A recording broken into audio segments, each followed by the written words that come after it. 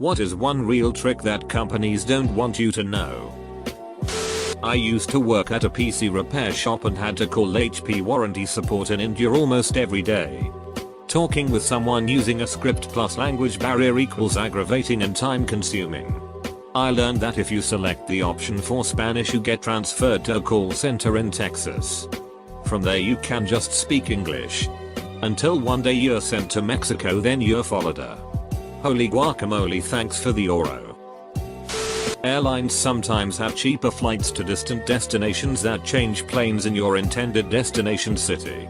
So if you are flying to Chicago, you might book a flight to LA, knowing it stops in Chicago, and simply get off and not board the second leg. There is a website called skiplag.com that is being sued by United for informing people how to take advantage of it. If you're going to do this, for the love of God, don't check any bags. Yes, that's part of it. You also don't book it round trip. If the only reason you are buying something is because it is on sale, you still aren't saving money. Me. Mom. Why did you buy that machete? Mom. Because it was on sale. Me. You know what is cheaper than a machete that is on sale? Not buying the machete. If you want to cancel a hotel reservation, but you're within the penalty period, call up, go online and move the reservation forward by a couple of weeks, a month, whatever. Just enough to get you out of the cancellation penalty period. Then call up, go online the next day and cancel the reservation. Nicer, smarter, hotels will charge you and forward the balance to a future date, making it necessary to book another stay. LPT. Continue moving forward reservation for years on end until you take a vacation there. Bed Bath & Beyond coupons never expire.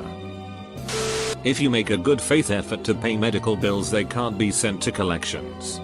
Offer to pay $20 a month till it's paid, and the hospital or doc will often be willing to settle for half payment and closing the bill. Just get it in writing.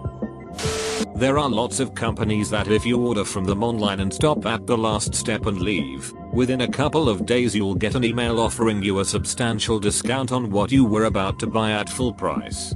I help set up site and cart abandon emails. It's usually more like 30-60 minutes after leaving rather than a few days, depending on what triggers you set off browsing the site. Buy cheap HDMI cables. They are just as good as the expensive ones. Well, to a point. There is a difference between a 50-cent cable and a $5 cable. There is no difference between a $5 cable and a $500 cable. Just because a store is branded as a certain company doesn't mean it's owned and operated by that company. For example, if you don't like Shell gas and decide to go to the Exxon down the street, Shell may still own and operate that store but fly Exxon's flag. They just pay Exxon a small fee to keep their branding up. My stepbrother used to work for a company that owned gas stations. He had a hell of a time when the BP oil spill happened. The store owners at BP stations were losing business when they really had very little to do with the actual BP company. Some didn't even get any gas derived from BP oil. You can get free cups of water anywhere that sells food. At Disney this saved so much money. This is true in the US, but not always true, or a good idea, elsewhere in the world. You know the Mr. Clean Magic erasers that are so awesome? They are just melamine foam, which you can buy unbranded in bundle packs of 30-100 on eBay and Amazon for less than $0.25 each. If you're calling a support line, curse angrily at the robo-receptionist. The software on the other end will sense that you are having trouble with the phone tree and connect you with an actual person. True. I called somewhere and could not get to an agent. No amount of pressing 0 or yelling agent, representative, worked. The second I said duck you to the robot, please hold while we connect you to the first available representative. Planned obsolescence, wiki. Companies design products in such a way that they become obsolete within a certain time frame. A really nasty example is ink toners that are programmed to show up empty while they still contain ink. So the printer refuses to print since the ship of the toner says it's empty. and you are forced to buy a new one. Full stop. The biggest planned obsolescence products are the ones that require frequent software updates. Eventually your hardware will get left behind and you end up moving into the next upgrade. Smartphones, baby. You don't actually have to give any of your real information online like ever. But everybody just naively volunteers it anyway. When signing up for stuff where you don't need to verify your ID, specifically magazines, use a different name from your own to find out which companies are selling your information. I'm not sure who they are. Aquarius McFlippus and I is. But I am not him. Use the company's name when you sign up. They'll give themselves away. The name brand products you buy at Walmart are of inferior quality to the same product at regular stores. Learned this in a business course. Specifically in reference to name brand shampoo and toothpaste, but applicable to many products. Walmart demands lower prices, so manufacturers lower quality. Baby wipes and makeup remover have the same effect as far as removing makeup. Don't spend $6 on a pack of 20 makeup remover wipes. Spend $6 on a pack of 100 baby wipes instead. In Canada, if you don't want to put up with UPS's bullshit, add a box to your address. As follows. 123 N Street App 6 should be replaced with 123 N Street Box 6.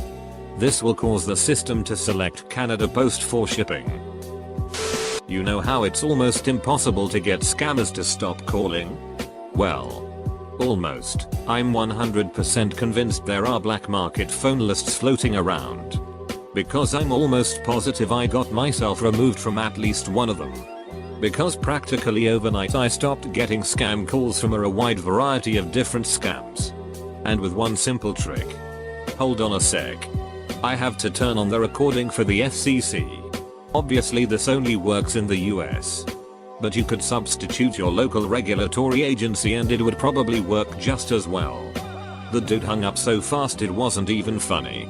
And I never got any more calls from that scam, and I stopped getting calls from different scams pretty quickly after I created this trick.